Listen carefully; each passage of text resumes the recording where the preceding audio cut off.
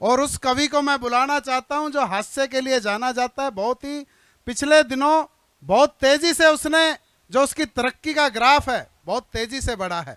पूरे देश में जहां पर भी हास्य की जरूरत होती है ऐसा कोई मंच नहीं है जो यवतमाल के कपिल जैन के बिना आगे बढ़ पाए।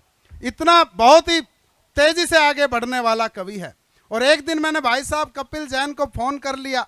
मैं यहाँ आया हुआ था इधर अमरावती की तरफ से, तो मैंने कि चल कपिल जैन से मिलते हुए चलें।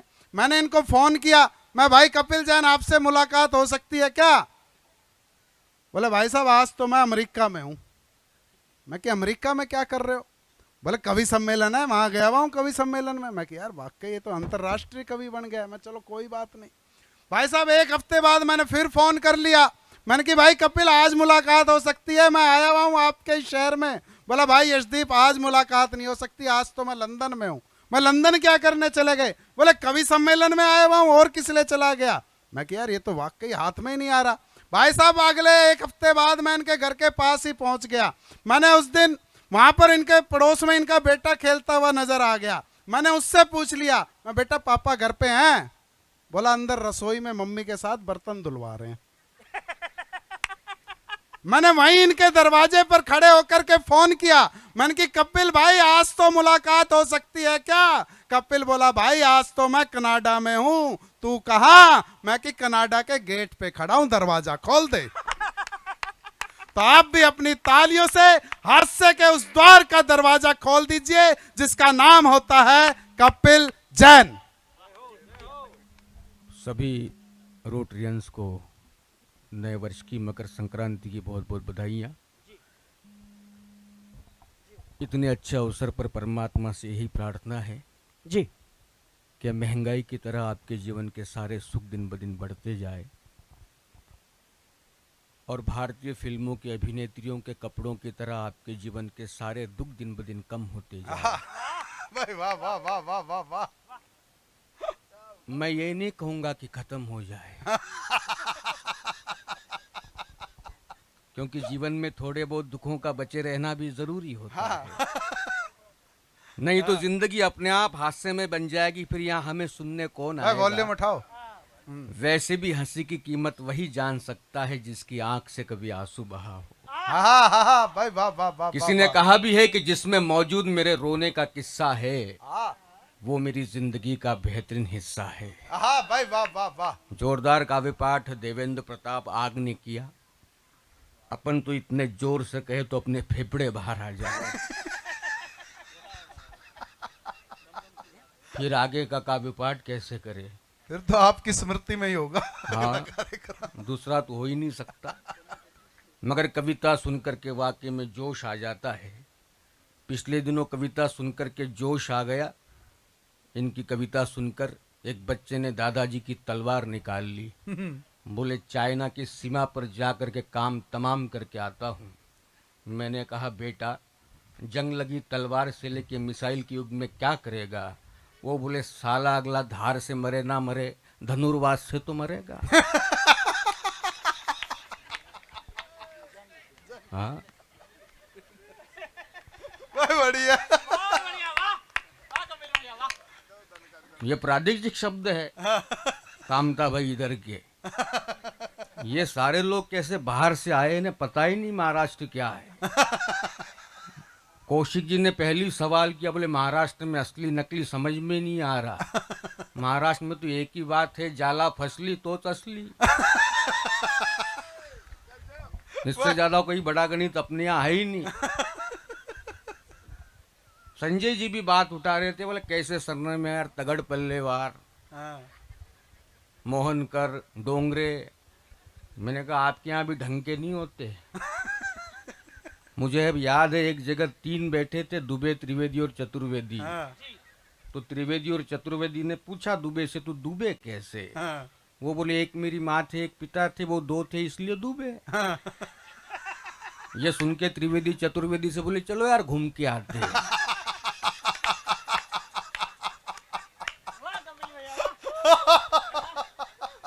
ये जा रहे थे तो मिश्रा जी आ रहे थे।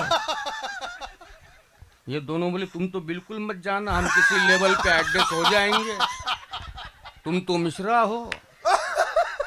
मिश्रा जी जा रहे भंडारी आ रहे, भंडारी जा रहे कोठारी आ रहे। तो ये क्या है, नामों का अविरत सिलसिला है, ये चलते रहता है। अगर बढ़िया अच्छा लगा, सारी बातें बढ़िया, मंच का विशेष तौर से एक बार जोरदार तालियां यशदीप जी के लिए भी होनी चाहिए। तब से पूरी मेहनत ऊर्जा लगा करके बढ़िया संचालन कार्यक्रम का वे कर रहे हैं। हरियाणा से आकर के छत्रपति शिवाजी महाराज की इस धरती पर कहीं ना कहीं वे साहित्य का सृजन कर रहे हैं, विस्तार कर रहे हैं, इसलिए वे बधाई के पात्र है निश्चित रूप से। इससे ज़्यादा नहीं बोल सकता। मगर जितना बोला वो काफ़ी था। न जाने आधे एक घंटे में, एक डेढ़ घंटे में, डेढ़ दो घंटे में न जाने कितनी बातें पत्नियों पर हो गई। हालांकि ये भी जानते, हम सब जानते कि आदमी घर के बाहर कितना भी बड़ा विद्वान बनता फिरे, घर में उसकी औकात दो कौड़ी की नहीं होती।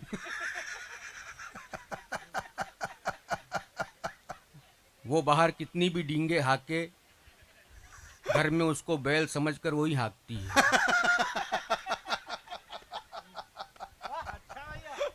मैं उदाहरण के साथ में बताना चाहता हूँ अधिवक्ता महोदया, उदाहरण देकर के बताना चाहता हूँ।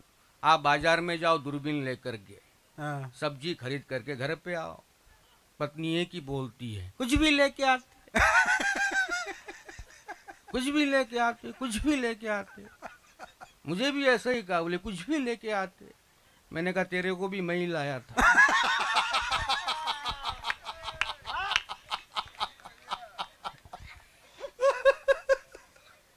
उसको लगा यार मामला बिगड़ रहा है।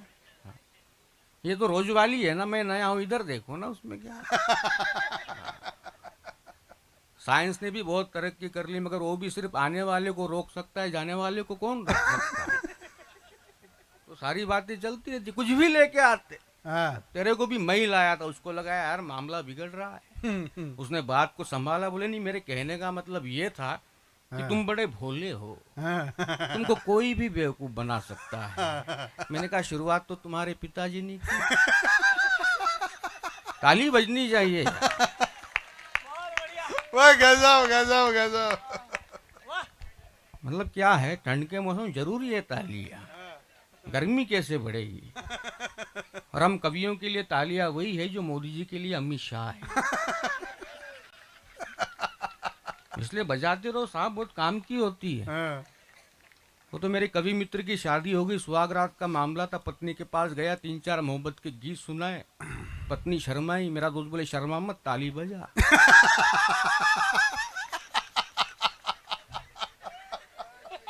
वो जब वहां मांग सकता तो मैं यहाँ नहीं मांग सकता। सारी बातें बढ़िया बढ़िया। बिटिया बैठी थी तब से मोबाइल देख रही थी, अब मुझे देख रही है, समाधान की बात है। आज के बच्चे, उनको प्रणाम कर लेता हूँ पहले ही। मैं भी अध्यापन का कार्य करता हूँ साहब, तरह तरह के अनुभव, क्या संस्कारों की बात करें, स्थितियाँ बहुत ही ज़्यादा बदल चुकी है। अध्यापन का कार्य करता हूँ, परीक्षा के दिन जब चल रहे थे, 11वीं का बच्चा परीक्षा में पी के आ गया। मैंने कहा यहाँ भी पी के आ गए? वो बोले सर आपने ही तो बोला था हर पेपर में 90 चाहिए। अरे वाह वाह, समझ आया। मैंने कहा यार खतरनाक स्थितियां हो गई है, अपन क्या कर सकते हैं। एक तो हमारे कक्षा में बच्चा है, उसका नाम है निसार। अच्छा। सवाल पूछता रहता है, सर बताइए ये कैसे पैदा हुआ, वो कैसे पैदा हुआ। मैंने कहा निसार तेरी उम्र कब में इंटरेस्ट लेने की है, कैसे में नहीं। मगर वो मानने को ही तैयार नहीं। अपन ने सोचा कि अपन ही निसार को निपटा देते। मैंने उससे पूछ लिया तू कैसे पैदा हुआ। निसार बोले सर बहुत आसान है, जवानी जाने मन, हसीन दिलरुबा मिले जो दिल जवा, निसार हो गया।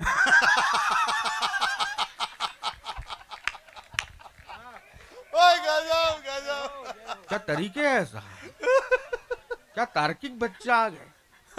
उनके लॉजिक के सामने अपन फेल हो जाते। मैं तो हिंदी पढ़ाता हूँ, हिंदी का पर्चा साहब, उसमें एक प्रश्न आता है, आपने भी हल किया होगा, किसने किससे कहा। हिंदी का पेपर चल रहा था, उसमें एक वाक्य आया, किसने किससे कहा, इस प्रश्न के अंतर्गत, और वाक्य था आपसे मिलकर के खुशी हुई, किसने किससे कहा। बच्चे ने जो भी लिखा वाकई में वो तथ्यों के आधार पर गलत हो सकता है, मगर तर्क के आधार पर गलत था ही नहीं। पूरे अंक देने पड़े। वाक्य था आपसे मिलकर खुशी हुई, बच्चे ने लिखा खुशी के मम्मी ने खुशी के पापा से कहा।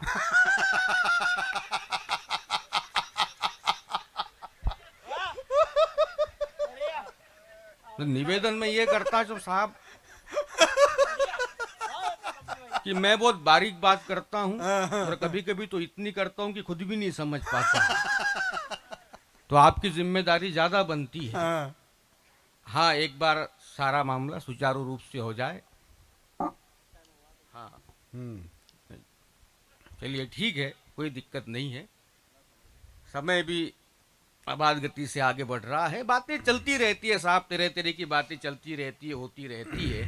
मगर बहुत सारी बातें बच्चों पर होती रहती है, मगर कहीं ना कहीं बच्चों का जो दर्द होता है आज के समय में, वो भी दो पंक्तियों का व्यंग्यकार के रूप में जाना जाता हूं कि हमारी शिक्षा प्रणाली भी कितनी वजनदार है। हाँ। हमारी शिक्षा प्रणाली भी कितनी वजनदार है। बच्चा है केजी 1 में, पीठ पर 10 केजी का भार है। आहा, भाई वाह वाह वाह वाह। बच्चा है केजी 1 में, पीठ पर 10 केजी का भार है। उसकी पीठ से ये भार जब हटेगा तब जाके निश्चित रूप से सार्थक बातें सामने आ सकती है। यही कामना आज के अवसर पर हम कर सकते हैं। नहीं तो क्या है, बच्चे तो निपटाने में लगे हैं, निपटा भी सकते हैं। एक ने तो दादाजी को देख लिया बालों को डाई करते हुए, बोले दादाजी क्या कर रहे? बोले बेटा उम्र को कम करने की कोशिश कर रहा हूँ। बच्चा अंदर गया, बाहर निकल के आया तो बालों को चूना लगा करके आया। दादाजी बोले तूने क्या कर दिया? अब अगर बच्चे का उत्तर वापी आपको संस्कारों का, सभ्यता का उत्तर लगे तो यहाँ से लेके वहां तक आशीष मिलना चाहिए। दादाजी ने बच्चे से पूछ लिया, पोते से पूछ लिया, तूने बालों को चूना क्यों लगाया? तो पोते ने उत्तर दिया, दादाजी घर में कोई तो बड़ा होना चाहिए। वाह वाह वाह वाह वाह वाह वाह वाह वाह। हम सायादार पेड़ जमाने के काम आए, जब सूख गए तो फिर जलाने के काम आए, और तलवार की मयान को कभी फेंकना नहीं, मुमकिन है दुश्मनों को डराने के काम भाई आए। वाह वाह वाह वाह। तो कहीं ना कहीं घर में जो बड़े होते हैं उनका स्थान होता है, उनका होना ही काफी होता है, इसलिए उनको प्रणाम करता हूँ। सुमित्रा जी हालांकि हमारे बीच नहीं रही, मगर क्या शानदार काव्य पाठ उन्होंने किया। बहुत अच्छी आवाज उनकी, मेरी भी बुरी नहीं है। बचपन में मैंने पिताजी को गा के सुनाया। पिताजी बोले यार तुम तो रेडियो पे गाया करो। मैंने कहा पिताजी आपका बहुत बहुत धन्यवाद। पिताजी बोले काय का धन्यवाद, उसको कम से कम बंद करते आता है। मगर मैंने हिम्मत नहीं हारी, हारमोनियम खरीदा और सीधा जाके चला गया यार रहमान के पास, उसको गाना गा के सुनाया। वो बोले यार तुमको सुन के तो विराट कोहली की याद आ गई। मैंने कहा दादा वो तो गायक नहीं है। रहमान बोले तुम भी कहाँ हो? मगर हद तो तब हो गई जब रात के 2:30 बजे मित्र ने घर पे गाने के लिए बुला लिया। मैंने कहा यार इतनी रात को तेरे पड़ोसी गाने को सुनेंगे तो क्या सोचेंगे? वो बोले उनका क्या है, उनका भी कुत्ता रात भर भौंकता है। गजब गजब, बहुत अच्छे। मैंने कभी कुछ कहा है क्या? मगर हिम्मत तब भी नहीं हारी, क्योंकि कितनी स्पर्धा है साहब। Sare Gama Padhanisa, Little Champs, Indian Idol, मिडल, समझ में नहीं आ रहा। एक प्रतियोगिता में मैं भी चला गया, वापिस आया तो मेरा चेहरा उतरा हुआ था। कौशिक जी ने पूछा, बोले क्यों उतरा हुआ है? मैंने कहा दूसरा नंबर आया। कौशिक जी बोले नाराज क्यों होता है, 2 तो 1 से बड़ा ही होता है। मैंने कहा क्या खतरनाक तरीका है समझाने का। अगले ने अगला प्रश्न किया, बोले कितने प्रतियोगी आए थे? मैंने कहा 2 ही आए थे। बोले ये भी ठीक है, ये बता जिसको पहला नंबर मिला उसने कौन सा गाना गाया था? मैंने कहा उसने कोई गाना नहीं गाया, मेरा सुन के उसको पहला दे दिया। वाह गजब गजब। संगीत का पतन होगा तो होगा कहां तक? संगीत का पतन होगा तो होगा कहां तक? पतन की भी कोई सीमा तो फिक्स कीजिए। फिक्स कीजिए। और दूध में पानी तो मिलाते हैं सभी, पर गंगा जल में शराब को ना मिक्स कीजिए। भाई वाह वाह वाह वाह वाह वाह। एक जमाना था मोहम्मद रफी गाते थे, किशोर कुमार गाते थे, उनके गाने में से हनी टपकता था। अब हनी सिंह गाता तो शराब टपकती है। 4 बोतल वोदका, काम मेरा रोज का, अगला पीने की बात को कितने गर्व के साथ कह रहा है। वो शब्बीर कुमार ने गाया था 25 साल पहले, मुझे पीने का शौक नहीं, पीता हूँ गम भुलाने को। हाँ। कोई कारण तो था, यहाँ तो काम मेरा रोज का। No reason all season. मगर स्थितियां बदल गई है कामता भाई, हाँ। है ना। हजारों लाखों करोड़ों अरबों खरबों रुपए शादियों पे बर्बाद हो रहे हैं। पहले वेडिंग था, प्री वेडिंग आ गया। हाँ। गनीमत है पोस्ट वेडिंग भी पहले नहीं हो जाता, है ना। हाँ, अरबों खरबों रुपए, 2-2 महीने सोशल मीडिया पर एक ही शादी का चर्चा। हाँ। मगर दादा जानते, पहले तो 3 गानों में शादियां निपट जाती थी। पहला होता था आज मेरे यार की शादी है, दूसरा होता था बहारों फूल बरसाओ, तीसरा होता था बाबुल की दुआएं लेती जा। हाँ। इन 3 में निपटे तो निपटे, नहीं तो चौथे में तो निपट ही जाता था मामला। सुहाग रात है, घूंघट उठा रहा हूं मैं। मगर अब शादियां बगैर डीजे की नहीं हो रही। हाँ। शादियों के मुहूर्त इनके लिए बदल दिए जा रहे। हाँ। बाराती भी नाच रहे, घर की दीवारें भी नाच रहे, हाँ। ये डीजे के कारण। हाँ। दूल्हा भी उतर उतर के डांस कर रहा।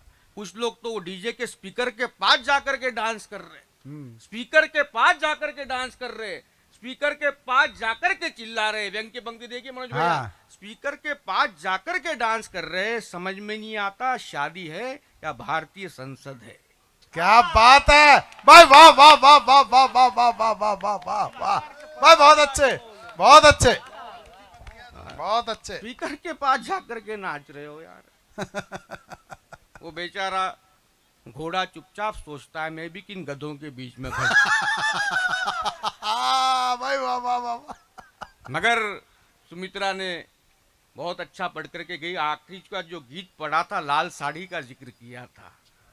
साड़ियाँ और नारियाँ बड़ा अच्छा समीकरण होता है साहब। बहुत मातृशक्ति यहाँ पर विराजमान है। साड़ियाँ उन्होंने धारण की हुई है। कुछ महिलाएं होती है जिन पर साड़ियाँ अच्छी लगती है, कुछ महिलाएं होती है जो साड़ियों में अच्छी लगती है। मगर ज़रूरी यह है कि अच्छा लगना ज़रूरी होता है। साड़ियों से बड़ा प्रेम होता है। ये मनोज भैया अमरावती में मैंने देखा, जयस्तंभ चौक में भाभी जी का हाथ पकड़ करके घूम रहे थे। मैंने कहा यार आज के दौर में इतना प्रेम दोनों में। बोले काय का प्रेम यार, हाथ छोड़ा की साड़ी की दुकान में घुस जाते। भाई गजब। हाँ भाई, और वो चंद्रपुर आ रहा था गढ़चिरौली के लिए, तो पत्नी ने कहा कि चंद्रपुर में साड़ी अच्छी मिलती है, मेरे लिए लेकर आना। मैं साड़ियों की दुकान में गया तो दुकानदार ने खतरनाक प्रश्न मुझसे पूछ लिया। बोले भाभी के लिए चाहिए या फिर अच्छी वाली बताऊं?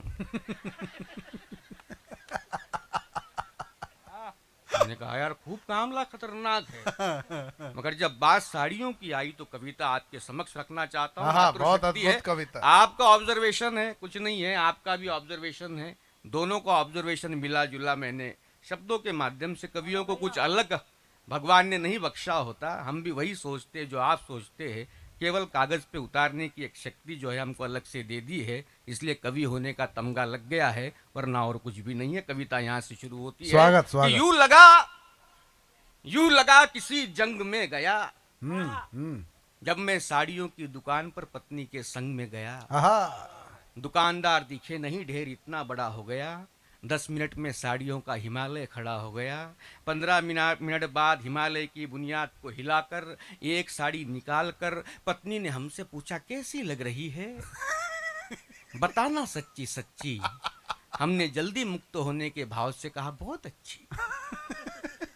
हमने जल्दी मुक्त होने के भाव से कहा बहुत अच्छी। तुरंत उत्तर सुनकर पत्नी बोली तुनक कर। तुरंत उत्तर सुनकर पत्नी बोली तुनक कर, तुमको तो कुछ भी अच्छा लगता है।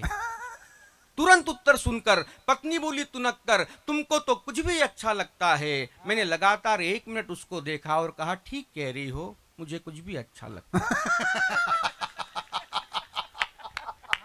मैंने कहा ठीक कह रही हो, मुझे कुछ भी अच्छा लगता है।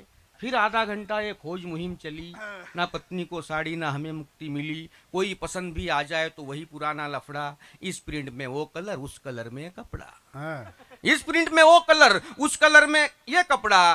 टूट रहे थे मुक्त होने के हमारे सारे भरम।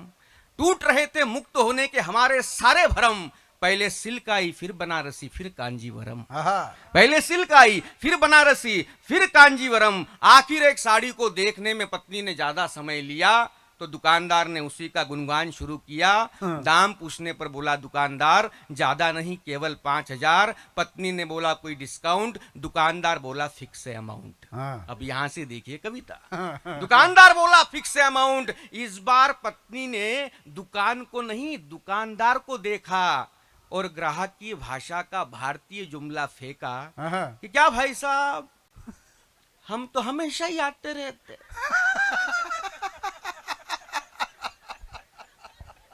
इस बार पत्नी ने दुकान को नहीं दुकानदार को देखा और ग्राहक की भाषा का भारतीय जुमला फेंका कि क्या भाई साहब हम तो हमेशा ही आते रहते, क्या आपकी दुकान हमारे लिए नहीं है? दुकानदार बोला मैडम क्षमा कीजिए दुकान की कल ही ओपनिंग हुई। दुकानदार बोला मैडम क्षमा कीजिए, मैडम क्षमा कीजिए दुकान की कल ही ओपनिंग हुई है। और यहाँ से देखिए संजय भाई कविता कल ही ओपनिंग हुई है। कुल मिलाकर अगर आपके पत्नी से रिश्ते तंग है तो साड़ी उसे मनाने का सबसे बेहतरीन ढंग है। साड़ी सम्मान है, साड़ी आदर है, साड़ी नन्हे बच्चे की सबसे भरोसेमंद चादर है। भाई वाह वाह वाह साड़ी वाह सम्मान है, साड़ी सम्मान है, साड़ी आदर है, साड़ी नन्हे बच्चे की सबसे भरोसेमंद चादर है। केवल 6 गज लंबा कोई वस्त्र नहीं है ये लज्जा की ढाल है, मादक शस्त्र नहीं है ये। इसे पहनकर इसके ही अनुरूप ढलना पड़ता है। रोटरी की सरजमीन पर यहां पर कविता पढ़ रहा हूं। ये पंक्ति देखिए साहब, अगर मैंने सम्मान किया हो किसी बात का इस पंक्ति में, मंच का भी ध्यान चाहता हूं। सादा शब्दों में बड़ी बात कहने की कोशिश मैंने की है। केवल 6 गज लंबा कोई वस्त्र नहीं है ये लज्जा की ढाल है, मादक शस्त्र नहीं है ये। इसे पहनकर इसके ही अनुरूप ढलना पड़ता है, इसे पहनकर इसके ही अनुरूप ढलना पड़ता है। रास्ता हो या जीवन हो संभल के चलना पड़ता है। भाई वाह वाह वाह वाह वाह वाह। इसे पहनकर इसके ही अनुरूप ढलना पड़ता है। रास्ता हो या जीवन हो संभल के चलना पड़ता है। इसके पल्लू का एक एक पहलू होता कितना सुखदायक है। माँ की फूंक से गरमाया पल्लू आंखों का दर्द निवारक है। भाई वाह वाह वाह। माँ की फूंक से गरमाया माँ की फूंक से गरमाया पल्लू आंखों का दर्द निवारक है। लिख करके एक कविता मैंने पत्नी को सुनाई। पत्नी बड़े प्यार से मेरे पास आई, बोली इस साड़ियों के रंगों से ज्यादा मुझे आपके प्यार का रंग भाया है। पता चला है चौराहे की दुकान पर साड़ियों का नया स्टॉक आया है। समय है थोड़ा सा पढ़ लो। साड़ियों का नया स्टॉक आया है। आइए 2 मिनट के लिए एक कविता, क्योंकि हिंदुस्तान है साहब, यहाँ तो एक तो सारे मामले नेता चला रहे या बाबा चला रहे। नेताओं की बहुत सारी व्याख्या यहाँ पर की गई है। मैं तो एक ही बात कहता हूँ कि नेता मतलब वह व्यक्ति जो आपसे 100 रुपये उधार ले और उसमें के 50 रुपये वापस करते हुए ये कहे कि हिसाब बराबर, दोनों के 50-50 गए। इससे ज्यादा कुछ नहीं हो सकता। बहुत बढ़िया। मेरे मित्र अमोल जी कड़ुकर भी यहाँ पर मौजूद है, ब्रह्मपुरी में अभी सरकारी जॉब में है। उनका भी मैं स्वागत करता हूँ। बोल रहे थे यार नया कुछ सुना ना, ये कविता बिल्कुल उनके लिए नहीं। साथ ही साथ डॉक्टर मजूमदार जी बहुत अच्छा लिखने वाले सम्मानीय कवि, जो इलाहाबाद से विशेष तौर से यहाँ पर इस कवि सम्मेलन में श्रोता के रूप में यहाँ पर उपस्थित है। मैं उनका भी हमारी सबकी ओर से हार्दिक हार्दिक स्वागत करता हूँ। तो वही बाबाओं की बात चल रही थी। हमारे हिंदुस्तान में 4-5 साल पहले हर घर से सुबह 4:30 बजे फुसफुस की आवाज, योगा, न जाने देश का क्या होगा। दादाजी बहुत गहरा पहुंच गया योगा अपने देश में। मैं तो एक वो जंगल में चला गया, हिंदी में चमगादड़ कहते, मराठी में वटवागुड़ कहते, हमेशा उल्टा लटका हुआ रहता है डाल पर, सीधा बैठ के था। मैंने बोला क्यों? बोले अपना वाला शीर्षासन है। बाप रे, मैंने कहा यहाँ तक पहुंच गया है। वो तो हमारे मोहल्ले में शीर्षासन को लेकर के दो बुजुर्ग आपस में बात कर रहे थे। एक कह रहा था बड़े फायदे, एक कह रहा था बड़े नुकसान है। तो नुकसान वाले ने फायदे वाले से पूछ लिया, बोले क्या फायदा हुआ? बोले यार उस दिन मैं घर के कमरे में शीर्षासन कर रहा था, बहुत दिन से झंडू बाम की शीशी नहीं मिल रही थी, अलमारी के नीचे मिल गई। बोले यार बढ़िया फायदा हुआ। तो फायदे वाले ने नुकसान वाले से पूछ लिया, बोले तुमको क्या नुकसान हुआ? बोले यार मैं कॉलोनी के पार्क में शीर्षासन कर रहा था, लोगों ने पीट दिया। बोले क्यों पीटा? तू तो अच्छा काम कर रहा था। वो बोले मैं मद्रासी हूँ। मैं मद्रासी। गढ़चिल्लों में थोड़ी बताना पड़ता, संकेत के साथ समझने वाले लोग हैं मेरे सामने साहब। हालांकि महाराष्ट्र का होने के नाते जानता हूं कि दोनों पुरुष वर्ग और महिला वर्ग दोनों त्याग करके आज के कार्यक्रम में आए हैं, क्योंकि संक्रांत के बाद 15-20 दिन जो सुख होता है महिलाओं के जीवन में अपने महाराष्ट्र में, उसका त्याग करके वे यहाँ पर आई है। और घर में उनके नहीं होने का जो सुख है 15-20 दिन का, उसका त्याग करके वे यहाँ पर आए हैं। इसलिए हमसे ज्यादा महत्वपूर्ण आप ही है। हाँ, तो बात वही होती है, मैं कह रहा था तब जाके एक कविता समय का ध्यान रखते हुए जी कि दुनिया में जितने प्रकार नहीं है रोग के, देखना संजय भाई, दुनिया में जितने प्रकार नहीं है रोग के, उतने तो आसन आ गए योग के। चारों तरफ देखो योगा का ही गुणगान है, योग योग नहीं जैसे रामबाण है। हमारे पड़ोस में एक दमे का मरीज मुड्ढा मर गया, मैं उसके घर गया, उसके बेटे से पूछा अचानक कैसे क्या हो गया महाराज? बेटा बोला इनके कमरे से आ तो रही थी तेजी से सांस लेने की आवाज। मैंने कहा अगर तुम वक्त पे कमरे में चले जाते तो हो सकता था पिताजी बच जाते। बेटा बोला हमें क्या मालूम पिताजी मर रहे हैं, हमको लगा कपाल भाती कर रहे हैं।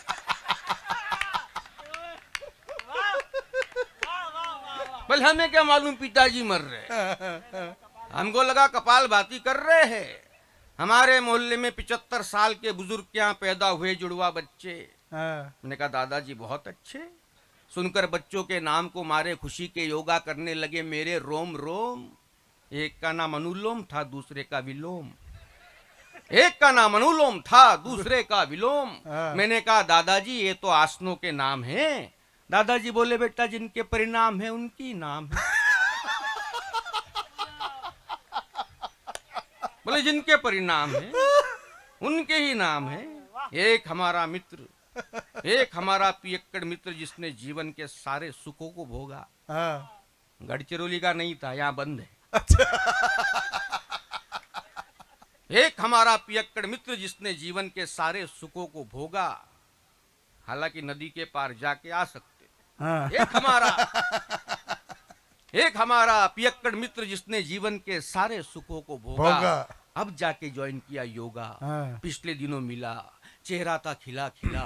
मैंने कहा और क्या हाल है? बोले सब बाबा का कमाल है। अब मैं उल्टी स्थितियों में भी खुशी के साथ जी सकता हूँ। अब मैं शीर्षासन की मुद्रा में भी पी सकता हूँ। बहुत अच्छे। दो पंक्तियां आपने साथ ले जाना, अंतिम दो पंक्तियां कहीं ना कहीं मैसेज देने का काम करने वाली पंक्तियां है। अब मैं शीर्षासन की मुद्रा में भी पी सकता हूं। साहब मैं भी जानता हूं कि योग से ठीक ना हो ऐसा कोई रोग नहीं है। मुझे भी पता है कि योग से ठीक ना हो ऐसा कोई रोग नहीं है, मगर योग नियम है, योग उद्योग नहीं है। भाई वाह वाह वाह वाह वाह वाह वाह, बहुत बहुत धन्यवाद। बहुत शानदार।